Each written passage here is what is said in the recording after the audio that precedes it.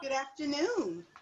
I am so excited to be hosting the State of Black Women in Corporate America. And it is something that I think most of us have felt. We've known that it's been a little more challenging, but thanks to Lean In, it's finally in writing. And depending on the company that you're with, data does speak quite a bit. So I'm Deloria Nelson, President of Authentic Culture and Engagement Solutions. And it was kind of funny. I've been working on some different things. And I know as things have evolved over the last 3 or 4 months, a lot of corporations are asking the question, what can we do? What can we do? What can we do? Of having a background in diversity and inclusion, for the last 5 or 6 years, I had been reading the Women in the Workplace report by Lean In and McKinsey. And there would be one line that always said, and the worst treated of all is Black women. And I would be like, yeah, no kidding. Because unfortunately, I had lived it. And even though that was a kernel, I don't think it was quite enough. Now, I'm someone who believes a lot in divine order. So I'm working on a program with someone actually on the call, and we were gathering statistics on Black women because we're putting together like a amazing training program, immersion, HBCU for Black women in corporate America. And when I clicked to do a little more research, that report had just come out. So it gives us lots of information. And so I don't necessarily think this is about victimhood at all, because if you look at that previous slide of when you talk about it, with all of the obstacles and challenges in our way, we are doing amazing things. So I really want to celebrate us. We're the fastest rising entrepreneurial group among women, like 600% of forging business paths. When they talked about, there was one statistic that said all of the social movements have been carried on the back of Black women. We're enrolling at a higher rate for college, and we aren't ambivalent about success. They've done a lot of studies, and people are like, I'm not sure whether I want that. We want to be successful. And the cool thing is, we don't want to be successful just to be successful. We want to be successful so we can be role models. We want to be successful so we can reach back. We want to be successful to build generational wealth. And our drive is to lift up our communities. So despite all of the challenges, we're doing some great things. So what I'm excited about is we're going to dig into the report a little bit.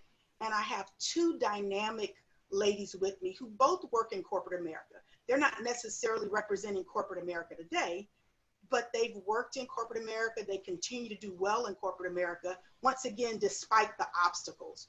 So we have Joni Wilson Ferguson.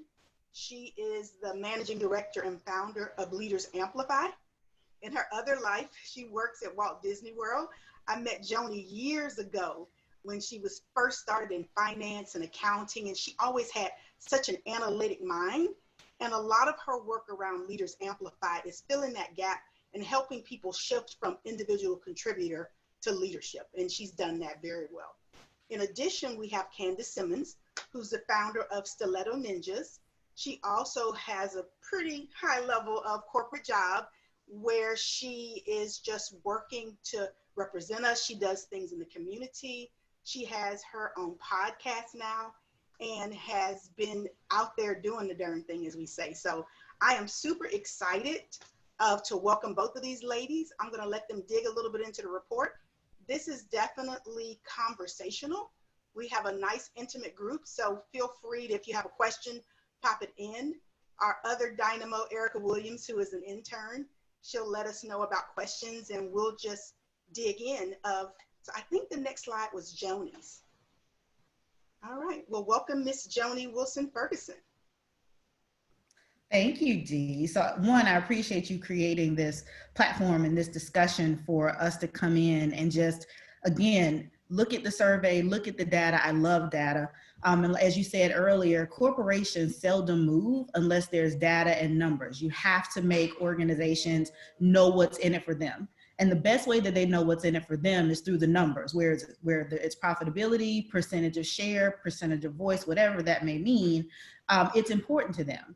And so I read the survey, and so thank you so much, Dee, for sharing that. And I think one of the things I came back to you and said, I was like, this is validation that what I've experienced in my own career, what I've seen other ambitious Black women experience in their career, wasn't just us, something in our head. It wasn't something that we were making up. It really was, something that's true. We're really having to speak truth.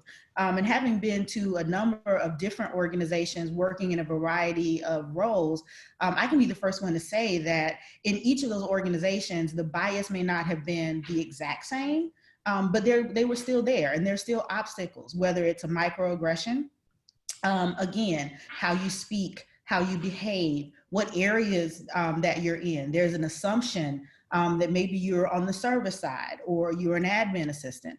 A lot of times the first blush is not that you are a senior level manager or that you're an executive or that you're somebody in a role to make decisions. And so we're having to educate even as we go. And again, as you go through your career, you find these different barriers, and they change from entry level. One of the things in the report talked about the fact that at the most critical points in a woman's career, which is going from that individual contributor role into a leadership, leading a team development role, a lot of times the resources and references that are available to our colleagues who are non-Black don't exist to us, whether it's the network, whether it's the pedigree, whether it's the legacy, whether it's just the exposure or the advocacy within the institution. We don't get that. And if you don't get it at the start of your leadership career, it's very hard to pick that up as you keep going. It's a consistent obstacle that keeps, getting into our way. So thank you, Erica. She put up the slide about the fact that we are underrepresented in leadership roles. And again, it's because at that critical moment, we're great at individual contributor roles. You can find the pool very large in an individual contributor role. But to get people to go into the next level, whether it's networking, and a lot of networking happens in places that we aren't. Or actually going in for stretch assignments. So again, if you don't have somebody to advocate in the rooms that your feet are not touching, you're up against the battle every single time. And I think that this report did a great job of highlighting what those numbers are. And in a lot of places, it's paltry. There are a lot of companies who started looking at the numbers amid this social crisis, and suddenly they went, oh my gosh, our numbers are awful. And in each of the tables, in each of the surveys, it was African-American women that were doing so much worse than all of our other colleagues. And so that leads us to have a very different conversation about what we're giving to African-American women in organizations. Yeah, Joni, I echo you 100%. And you said something that stood out to me. You said it validated what we were feeling. Because I think before this report, ladies, we didn't really have a name to call it. We knew that obstacle was there. We knew it was a challenge. We knew as Black women, first of all, we knew as women. And then second of all, we knew as Black women that we were clearly going to have to navigate the game of corporate America a little bit different than our counterparts. And if we're honest, we're also raised to know we got to navigate and play it differently because we grew up in households. I remember my mom telling me, listen, I didn't make the rules. The best I can do is teach you how to play the game. Mm-hmm. And so we are raised and taught going into the world that you don't really play by the same rules as everyone else. And so it was nice that the report gave it a name, it gave it a title, it gave it and it validated not only for myself and my journey, and I've been in the financial industry 20 years, this October, and have worked for 3 financial institutions. So, I came into the world of banking clearly at an age where the space was dominated by older white men. And here I am, a young Black girl, trying to find my space when there's zero to no representation whatsoever. And the few of us that are out there, we're trying to dig our heels in and find our own. That is really hard to reach back and grab somebody and pull them with you when you feel like you're barely holding on to your stance within your organization. And so it validated for myself, but then you also mentioned as a coach and a mentor to women that I have helped inside the companies that I work for and outside the companies that I work for. We've tried to help them maneuver these obstacles without being able to say what it is, especially when you're mentoring someone else in your organization. It's really hard to tell someone, you know, hey, he's not supporting you the way you need it, so let's figure out another way. You don't want to be the one to have that label that you're creating that type of, you know, hostile work environment, but you know is there, and you're trying to help them figure out how to pivot around it. And so when you share, one of the things that stood out to you was underrepresented in roles. One of the things in this that stood out to me was, and I think it said 29% of Black women, most Black women receive less support from their managers. And I think all three of us have seen it, especially as being one who has been an only for a large part of my career.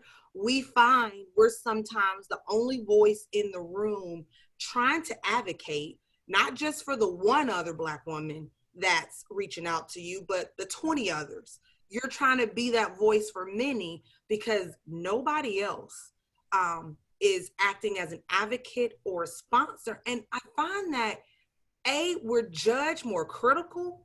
You know, things that may have happened in 2016 or is still carried with us into 2020. So we're judged and we're criticized more hardly than other counterparts. And it makes it tough for us to pull ourselves out of those situations. So this one really stood out to me because I've seen it where we're more likely to see Black women come up against sabotage, right? A leader saying, hey, watch out for her, or be careful for her, or you know how she is, versus a leader being their advocate and supporter and coach. I agree. In the journey, right? I'm going to jump in a little bit because we have a couple of really good questions, and I like to kind of address them as they come in.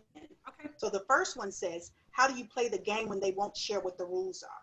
If you learn through trial and error, then you may be looked upon as not being qualified for the position. And it's so true, because the people that share the rules of the unwritten rules of the game are the people that are not necessarily mentoring us. I think it's a combination. It's really seeking to find that mentor or that sponsor who will share, because it may be 20 that won't, but there probably is one. And the one thing I would say, having an HR background, I've always had a higher view. So I could always see it. I could see the underrepresentation. I could see the playing field being so uneven. And I would try to get in. And in some cases I was successful. Sometimes I wasn't. But one of the things I realized is I kept telling people to get all these things and I didn't have it myself. So I finally got a sponsor. And the sponsor was a white Jewish man who was really good at supporting me. Also, I would say, get into cross-functional roles and volunteer, because a lot of times those advocates or mentors may not be right in your line of business. So I had the opportunity to do some work actually in London at one of our facilities. And so I had gotten exposure to like an executive vice president, which wasn't usual. But you know what? They operate so differently at that level. When I was ready to go for the director of diversity, she was like, D, who do I call? I mean, they operate in a different norm. So I would say get mentors, get coaches, talk to people that are successful, and you'll figure it out. It's not easy. Now I'm looking at this other posting, and I get it. It says, I've been in corporate in IT for just over 25 years. I'm at the point where I actually suggest to those that I mentor to not go into corporate America. Should we still be fighting the same fight 25 years later? Woo! That's real, right?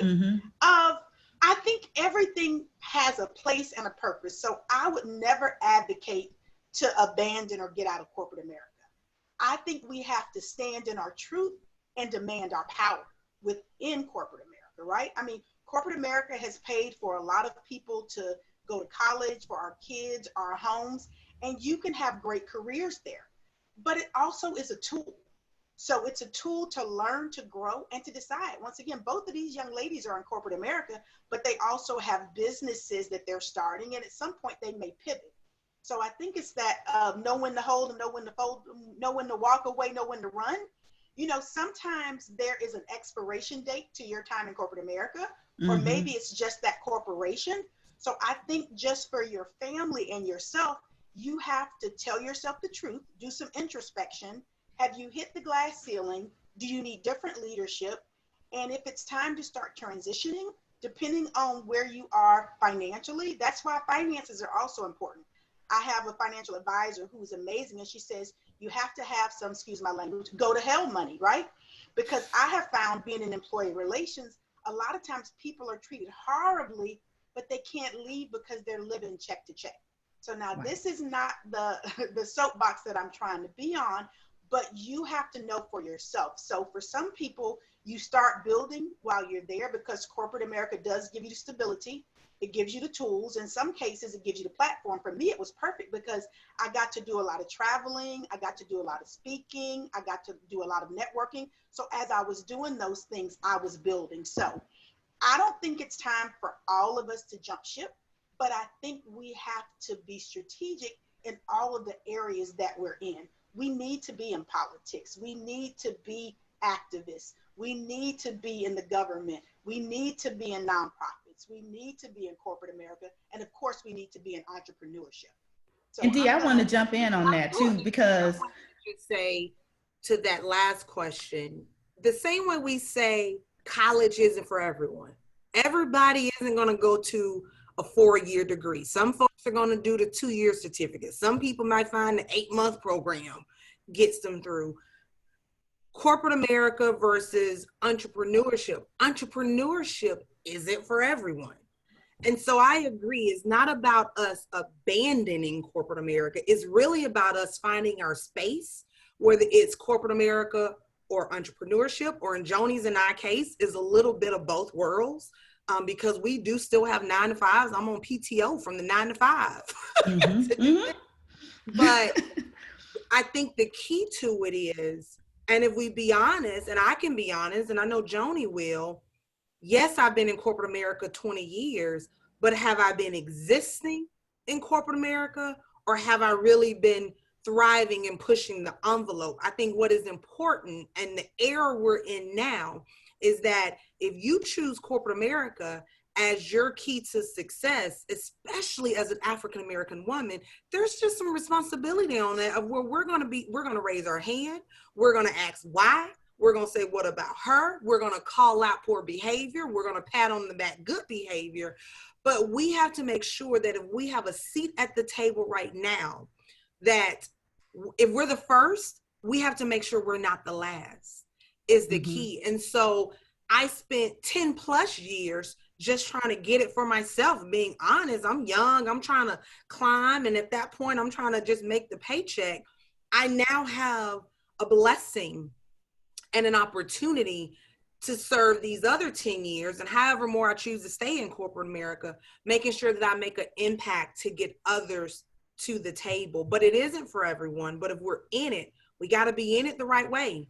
And that goes back to the first question that was asked. How do we learn to navigate the game? And so if you're an African-American woman and you're in it and you've learned it and you're doing it and you know how, and maybe you know the key players and maybe you are at that space, we got to be able to reach back and teach and show. And even when someone doesn't tap us on the shoulder to say, help me, we got to be willing to tap somebody else on the shoulders when we see them leading astray. And then we also got to take some ownership and seek those authentic leaders in and out of our companies that can help guide us a little bit more.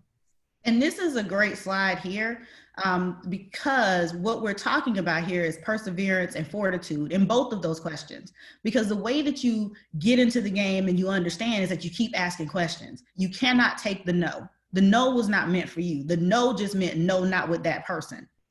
Your no needs to be taken, not today. It could be no, not today, or no, not with this person. But either way, you cannot take the no. And I did that for a couple of years where they gave me the no, okay. And that didn't get me anywhere. You got to keep going. You got to keep asking. It's an opportunistic game. And one of the things that I know there's always this debate about a historically Black college and university. What does that education look like versus going to a primarily white institution? I went to Florida State. I was a number. And I'm right in the same town with Florida A&M University, a historically Black college and university. The difference is I knew at Florida State that I was just a number. it gave me a level of fortitude and a level of go get it, go find it, because they're not going to give it to you. That's very different. And you have to be able to tap into that when you hit these corporate organizations to do just that. Keep asking the questions. And yes, you're going to see the same initiatives over and over again. You're going to see companies start, stop, fall, continue, come back to you, the whole 9 yards. If you're in a company or in corporate altogether for 25 or 30 years, you're going to consistently see this. The difference is we have to continue to grow as our own leaders and our own contributors to come to the table and say, you know, we got to do this differently. I want to see more people coming to this table. We talked about the onlys. 54% of women are onlys in their organization or onlys in their particular discipline. That's hard. That's a lot of women walking into a role and they never get to see somebody that looks just like them. And it doesn't work. There are studies that say when you're an only, it doesn't work because people think you're only representing your own will. They start feeling like you're whining, you're always the one. You need 2, 3, or 4 so people can recognize that what Joni or what Candice is bringing up, it is a consistent experience. This is how women of color experience our organization, or this is how women experience our organization. And that's what's so powerful about this study. This isn't made up. They talked to thousands of Black women. This is the experience. And once again, it doesn't mean that it's great for anybody. I'll remember the statement that says that the workplace is harder for women of color, and the hardest for Black women. Well, being hard has never stopped us and it never will, but we do have to be strategic. We have to help other people, and we got to keep pushing. And right now, if you've always, or if you've ever been the one that said, they're not serious, they don't want to make a change, try to give the benefit of the doubt and open your mouth. I was so proud. I was on a call with colleagues from a company, and the company had said, what do you all want? What can we do? And they literally had created a call outside of work to be strategic about how to answer that. And that's what we have to do right now. Let's not sleep on this moment where things are shifting and people are saying, what do you need? What can I do? If you feel like you're not getting development, you can roll this report up and say, hey, listen, this is how I've been feeling. Here's the documentation. I really need more support. I need to go to a special training program. Companies are asking, what can they do? And we're now moving into the section of our conversation today where we can talk about some of the things that they need to do. Keep the questions coming too. They're good. Yeah, most definitely. Yeah.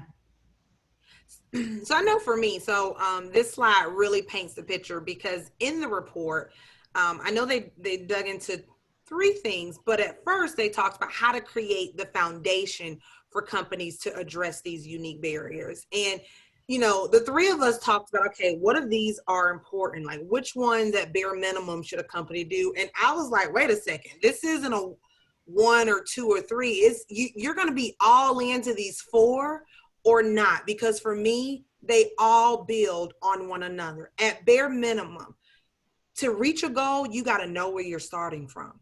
And so it's important, good, bad, or ugly, companies need to really look at where are you at right now with representation. And I think, you know, before the killing of George Floyd, we knew the numbers as it related to minorities. But then the killing of George Floyd made the Black and African American community be boldly and say, no, we want to know where are you at with Black African American numbers. We don't want to just be grouped in the minority because we're fighting in our communities specifically. And so now you see companies saying, well, here we are, here's our numbers for Black and African American communities, but being intentional about supporting the Black and African American women means bring that thing down to gender and see where you're at so that you can track progress and you can share those metrics, but you have to share it, right? And sharing it doesn't mean we're here to say, look at you, why this? It's not to browbeat a company, but it's to create accountability that you're in it for the long haul, because this system, this culture doesn't change overnight. This is a 3-year, 5-year, 10-year, 15, 20-year plan. And so share it so that everyone knows the work that you're doing. But in order to look beyond the metrics, that means tell us the how. And Deloria and Joni, you guys have talked about it, mentorship, sponsorship. you know, the whole old school tapping on the shoulder. Be intentional. How? Because it's not all on us to get us to that next step, because we didn't create the obstacle, right? Come on. Shows we're highly educated, highly motivated, and want to make an impact. So it's not on us to go move the obstacle we didn't create. And so talk about that how, and then the fourth, reward progress. I said, listen, let's be honest. Within your corporations, there are folks who mean well.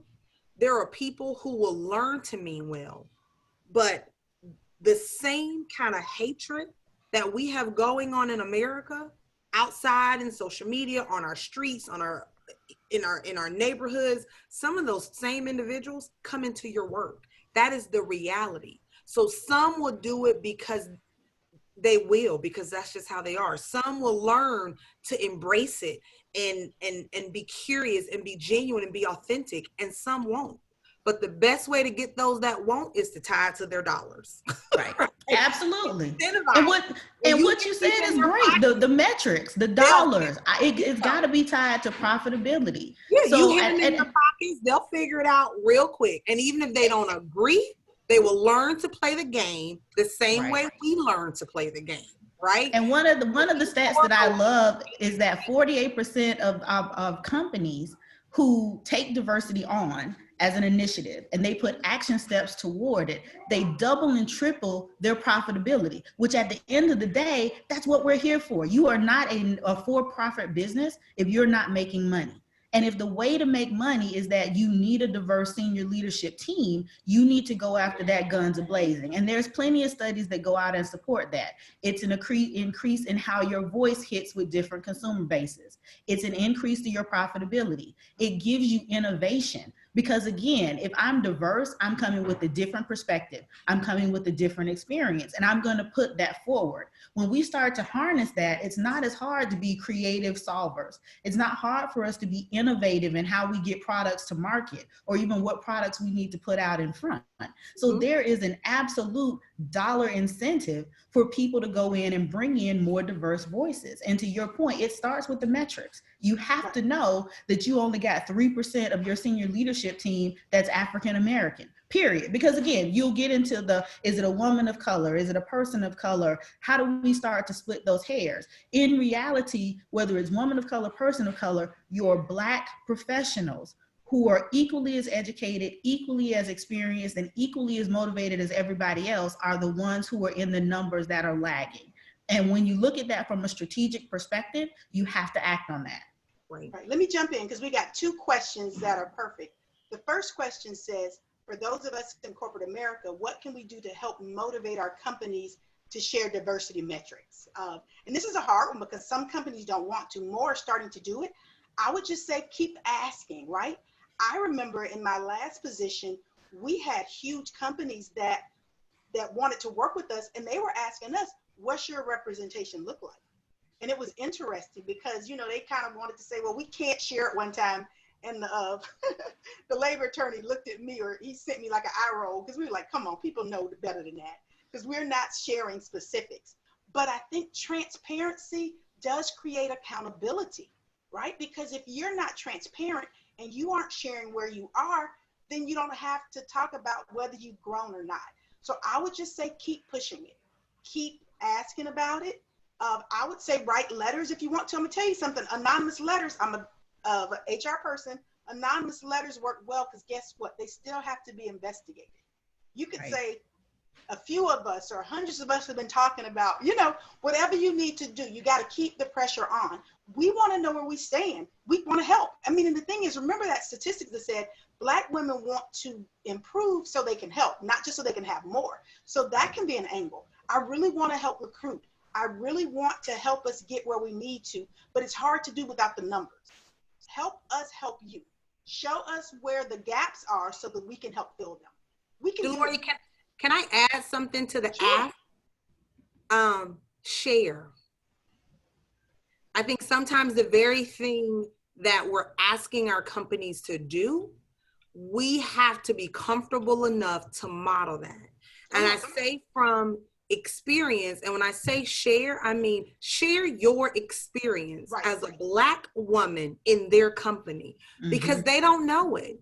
Because I know for me, before the killing of George Floyd, I followed suit. I knew how to play the game, and I'm a senior vice president. So I would be lying if I said it didn't lend me well. I've done good for myself. But after the killing of George Floyd, I've been real raw, very authentic, and very honest with what my experience has been like, not only as a leader in their company, but in other companies. And I've shared that experience.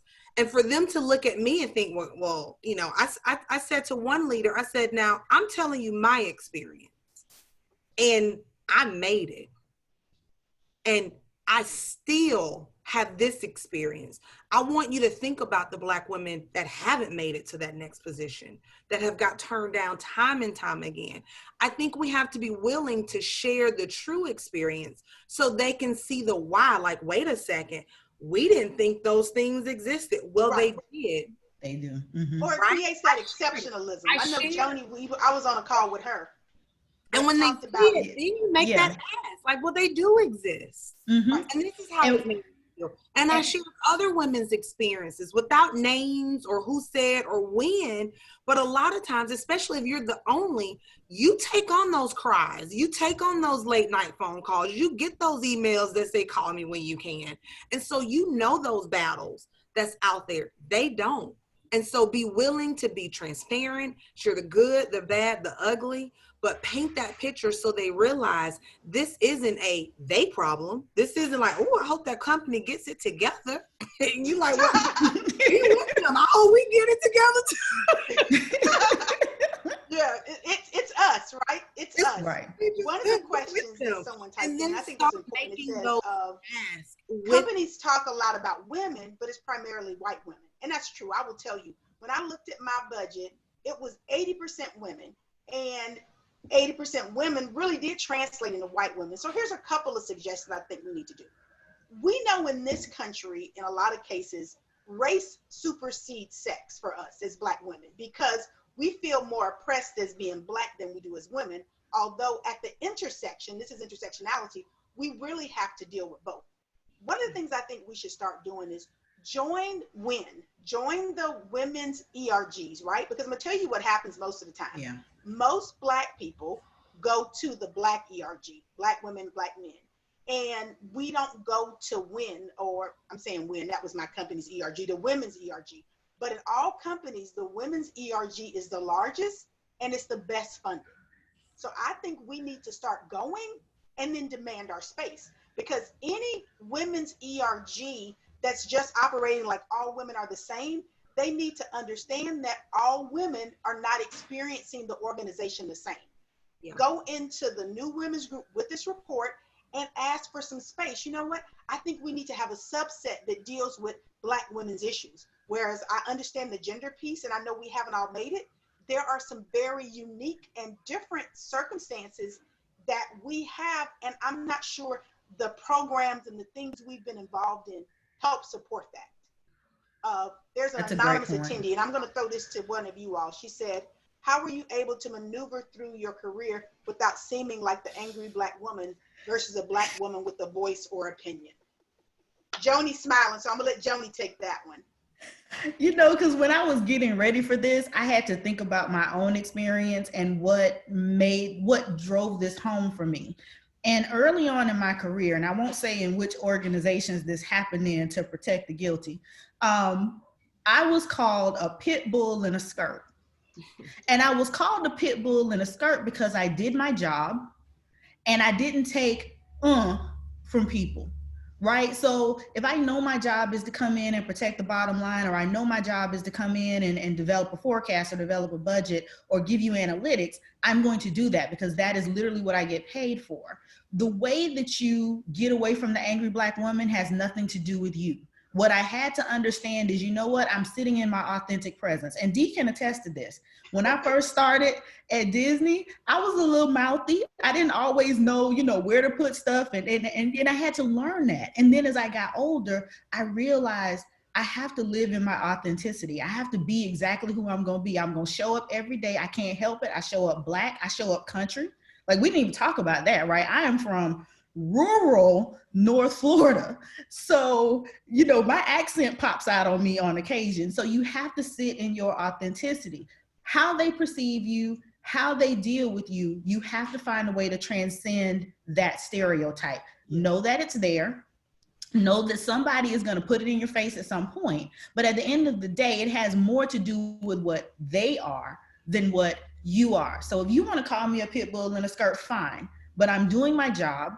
I can show it on paper that I'm doing my job and doing exactly what I'm supposed to do. So the fact that you don't like it has nothing to do with me. Now, of course, the flip side of that is they start to say, you're that person. You're that difficult person. And you know what? At that point, you have to have the courage to say at what point you're willing to either continue to fight the fight, or you're good enough, you're great enough to walk away. Right. I got somebody that's jumped in that's really clear. She said that, oh my God, I was called the pit bull too. And I know the person, it's actually one of my sisters. And one of the things is, you all were in a more technical role. I think it's a little unfair, right? Because people that are in technical roles, she's in IT, you are in analytics, you all are more linear thinkers, right? So you're going to be more black and white. You aren't going to be warm and fuzzy, but they don't expect the white man to be warm and fuzzy. Correct. So I think you do have to stand in your power. But it does make it difficult, because what they want to do is they want to paint you as the angry person who no one is comfortable working with. But I think now that we have words to describe it, you know, I'm not angry. I'm not a pit bull. I am assertive, and I'm trying to protect our bottom line. And also, I mean, Myers-Briggs, or whether it is Myers-Briggs or Gallup, a lot of times understanding your strengths and your style can help diminish some of that, right? Because if you're more linear, maybe analytical is your number one. If you're analytical, you're looking at the numbers.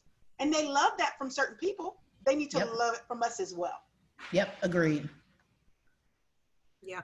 And Deloria, you said something about your strengths. I think for me, the best way I've been able to navigate it is I've been very intentional about what I do, what I take on, where I go in my career, because I work best in my strengths, right? You put me in something that isn't my passion, isn't aligned with my values, if it don't get me up in the morning, then yeah, I can be a bit brutal in that type of setting. But I know, as Deloria would say, when to fold them. I've been on project teams where it's like, you know what, this isn't a space for me to thrive. It's not doing me good. It's not going to do y'all good. But I really try to make sure I utilize my strengths and my talents to what works best for Candice. And so I don't just take on any project or any ask. I'm going to ask questions, because that's where I know I can articulate well, I can communicate, I can collaborate, I can partner. You know, Monday may be a tough day that I give you feedback, but Thursday is going to be a day that I'm pulling one for the team. So I think that has helped me. And also knowing when to pivot. I think sometimes we just stay in situations so long that we just burn our own bridge of getting out. And so 20 years, I've worked for 3 financial organizations. I had to know when it was time to take my talents somewhere else, because your skills are always transferable. Don't ever be fooled that it's only going to serve with this company and this job for this manager. Absolutely not. Good. And I'm going to shift this along a little bit.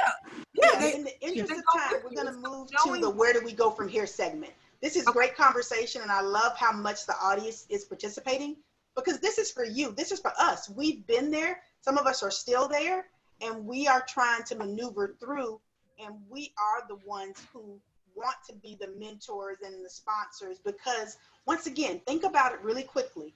Of all of these obstacles that they've talked about, we are doing amazing things. So imagine how amazing things would be if the obstacles weren't there, or even if they were reduced a little bit, right?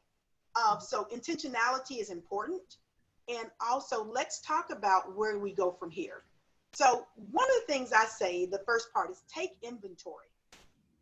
I always have my signature butterfly on, because the amazing thing about the butterfly is they had to do the introspection and the time by themselves to be born to their own beauty. And that's why I love butterflies. We have to spend time by ourselves and take inventory. Tell ourselves the truth, to Candice's point. What are you good at? Just because it's going to be a promotion, if you know it's in an area that you're weak at, do not take it. It could be a setup for failure. So know your strengths, all right?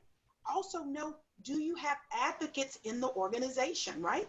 Maybe you're in housekeeping. I worked at Disney for a few years and you love it, but you don't have advocates. But you have some serious advocates in food and beverage that keep saying, D, come to food and beverage. D, come to food and beverage. Mm-hmm. You may want to move your hind parts over to food and beverage, right? Because leadership and support is everything. So find out who your mentors are. Find out who your sponsors are. If you don't have them, get a coach. I'm telling you, invest in yourself. If I had known what I do now 10 years ago, I would have gotten a coach, because you have one person whose total goal is to walk along with you and help you to see yourself and tell yourself the truth about moves you're making, whether it's career coach, whether it's life coach. So take inventory and say what's missing. Is it the environment, right? Sometimes it's the environment. Pivot, I need to go somewhere else. Is it me? Am I so burned out that my attitude is so bad at this point because I don't trust anything you all say? This happens sometimes. Then you need to start over. So go somewhere else. So take that inventory, whether it's for your sponsor, whether it's for your mentor, whether it's for a coach, and be intentional and figure out where you are and how you need to shift. But never beat up on yourself, because you know you're there for a reason. You have the purpose, but sometimes the timing needs to shift and you need to move somewhere else. All right. Strategize is next. Who had strategize? So strategy is really about what's your roadmap. So now that you've done your introspection, you've gone in, you've figured out what I want to do, and it's equally as important to understand what you don't want to do. Then you got to try to create your roadmap, your where do I want to go? And that's not, because when I was in college, I had like a 5-year plan, a 10-year plan, 20-year plan. Did none of that work out. But when you have a roadmap, when you say, you know what, I want to make director, I want to make VP. Now, how do I get there? Because remember, strategy is up here. Then you got to break it down into these consumable chunks of how do I get things done and what timing am I going to give to that? You pull together circles of people that can help you get to that. Because at the end of the day, you want to feel appreciated. You want to be running around in circles where, one, you're challenged. You should not be the biggest fish in that pond. You always need to seek the pond that has the bigger fish. If you are that ambitious of a person, you got to keep going, keep going, keep going.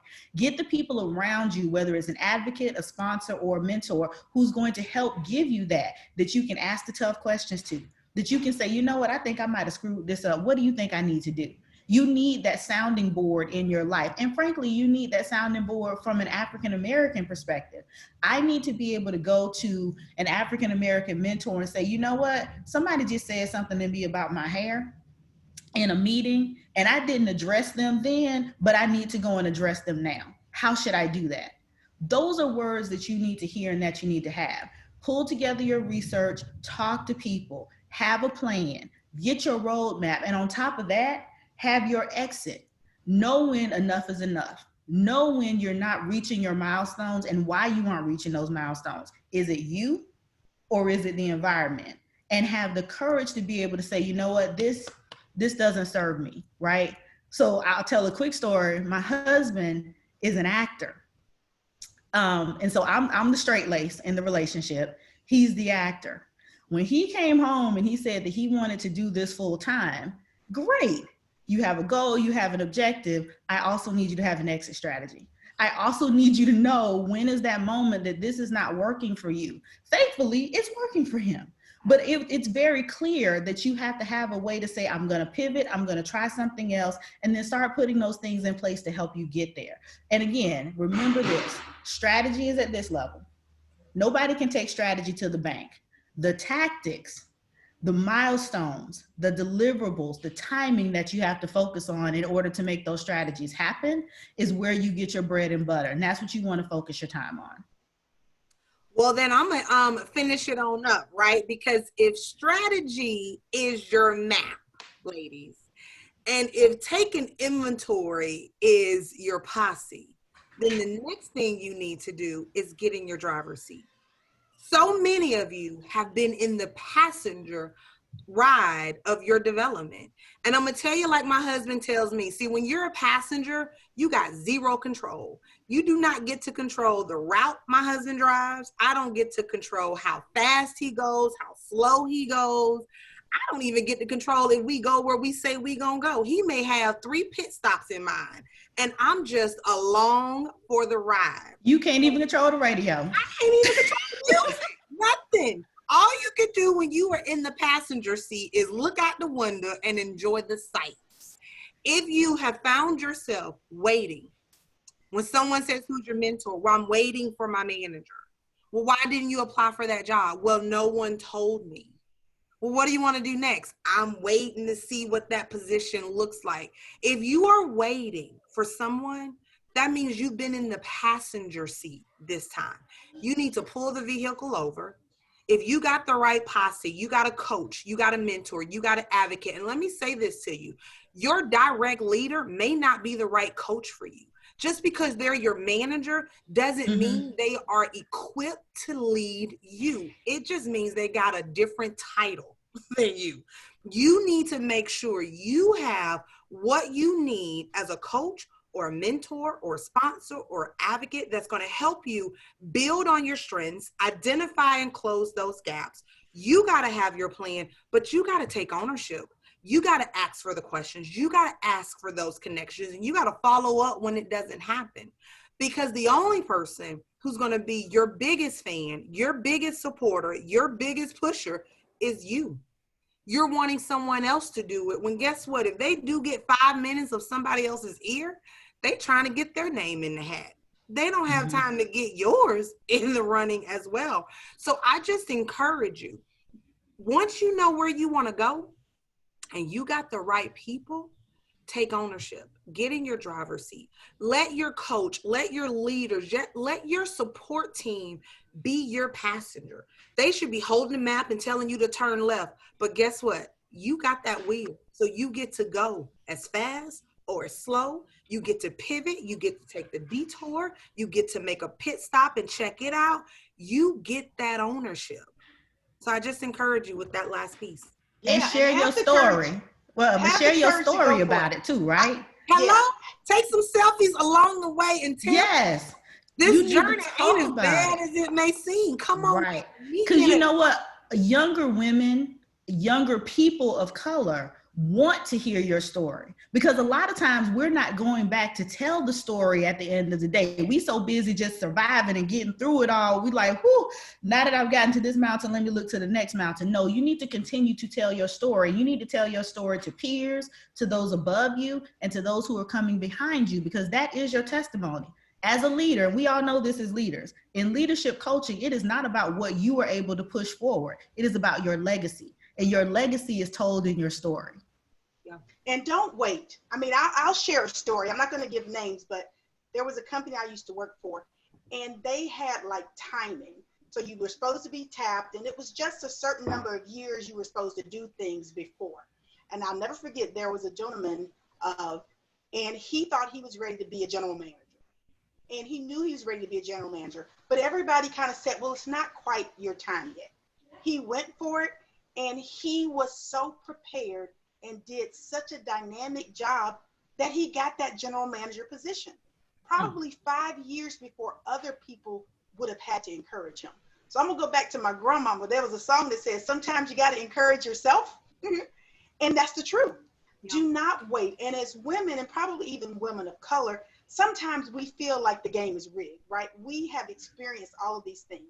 And because we feel like the game is rigged, we don't want to put ourselves out there again. We don't want to keep getting disappointed. But, you know, I tell people every no gets you closer to a yes. The last big promotion that I had, there were all of these obstacles. And I laughed at them, because my thing is, if God has it for me, it's going to happen. First thing they did was they posted it in Denver. I live in Orlando. I was like, I'm applying anyway. Then the second thing, I was going out of town, and I called the recruiter to tell her, hey, just in case you're going to be interviewing. And she was basically trying to blow me off from my job. Now, you heard me. I said my job because I'd already claimed it. She was like, well, the background that we're looking for is a little more, what? So she literally was trying to discourage me about my job. So there were 2 or 3 things. And then they're like, well, maybe it should be in corporate headquarters. So there were all of these things, but I felt like I could do it. The timing is right. And I kept pushing and pushing, and I got it. Nobody tapped me on my shoulder. Nobody said, Dee, this is your job. I was in an individual contributor position. And I went from that position to leading diversity and inclusion for a Fortune 500 company that has $1 trillion worth of assets. It was a huge move, but guess what? I had been preparing for it all my life. The work I did at Disney, the work I did coaching people, standing up for diversity, I had been prepared for it. So I'm going to stop now because we want to take questions, but be your own advocate. You know what your superpower is. And don't wait for other people to acknowledge you. Our parents already told us we got to run faster, jump higher, but we can do it even with all these obstacles. So opening up the floor for questions. Yeah. It's believing in your potential, right, Deloria? Absolutely. As women, we sometimes want to wait till we have all the boxes checked. Just know your potential. That's all you got to do. Know your potential. Yeah. Mm-hmm. And I'll slap on that since we were waiting on questions. Know your potential and also research what are your opportunities, right? Because there's some place in there where you're going to say, I want to go do something different. My background is accounting and finance. My career path was meant to be accounting, finance, budgets, forecasts, et cetera, et cetera. But at some point, that career didn't feel good. It wasn't a fit for me anymore. I wanted to do something else, and I didn't know what that was. And I had to go research it. So go do your research and figure out, because again, like you said, this path may be good up to this point, but then you got to flip it over and do something else. Because at the end of the day, you spend a lot of time at work. You want to be someplace where you are appreciated and where you're able to give your contributions. It's all about experiencing, right? I think we have to be willing to take experiences, whether it means vertical. Of course, we all want the promotion where it's a vertical, but I think there's lessons to be learned in lateral moves. Because you could go and equip and tool yourself with something that maybe the other positions didn't allow for. You know, I say I have like ADD because couple of years into a role, I'm like, time's up.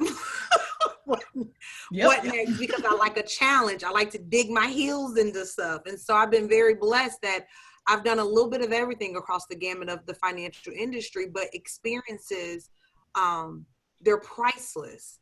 And the nows are priceless because I teach women with every door closed, don't get bitter.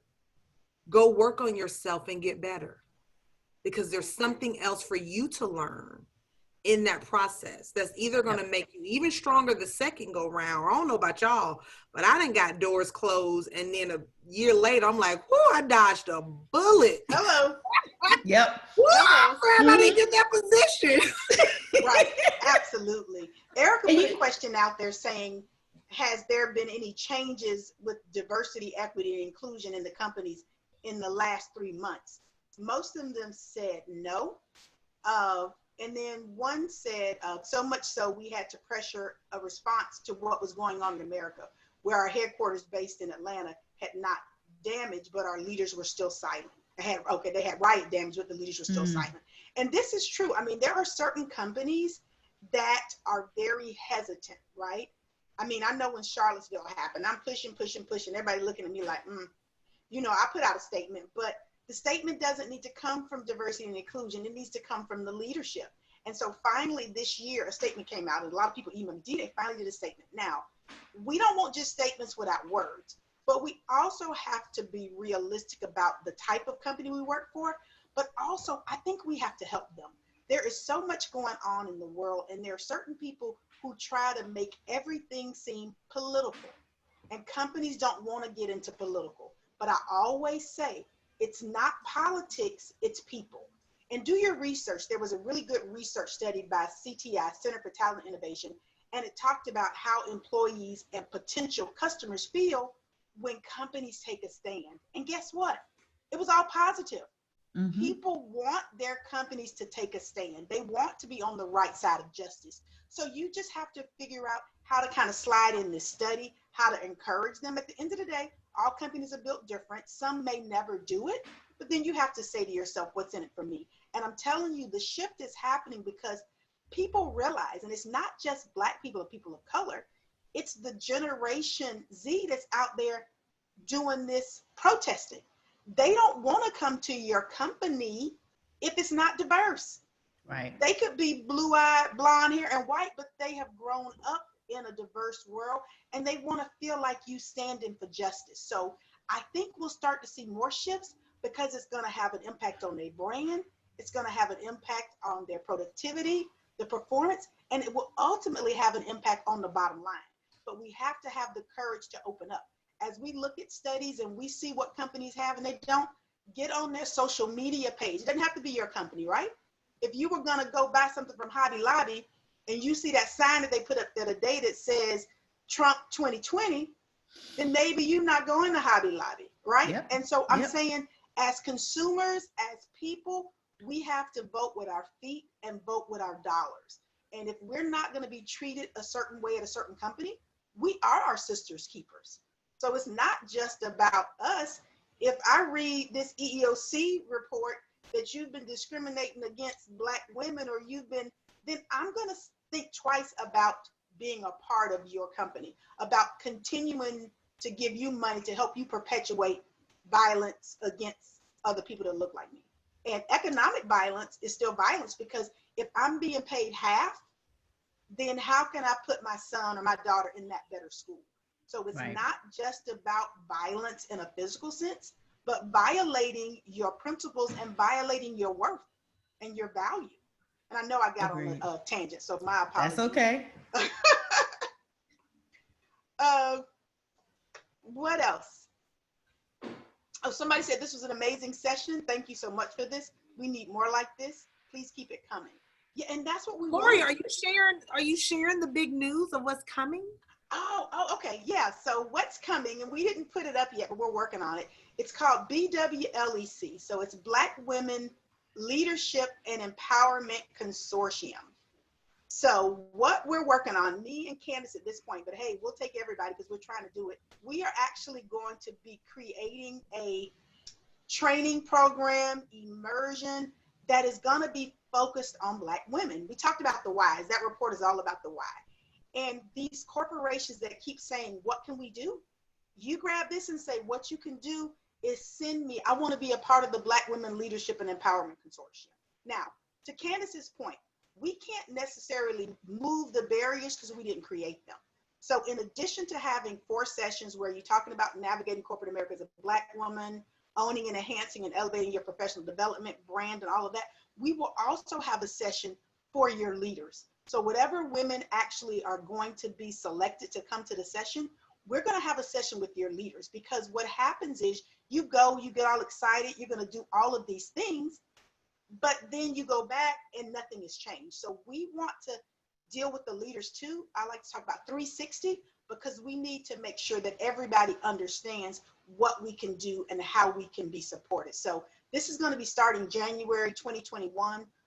Just remember this, you can reach out to Candice, myself, you can reach out to Joni, but this is one of the answers to the questions where it can keep going. FUBU, for us, by us, because the pitfalls and the challenges and the experiences, they're not the same. So finally, we have a report that says that. Let's take off the blinders and quit pretending as though everything is the same, everything is equal. It's not. That's okay.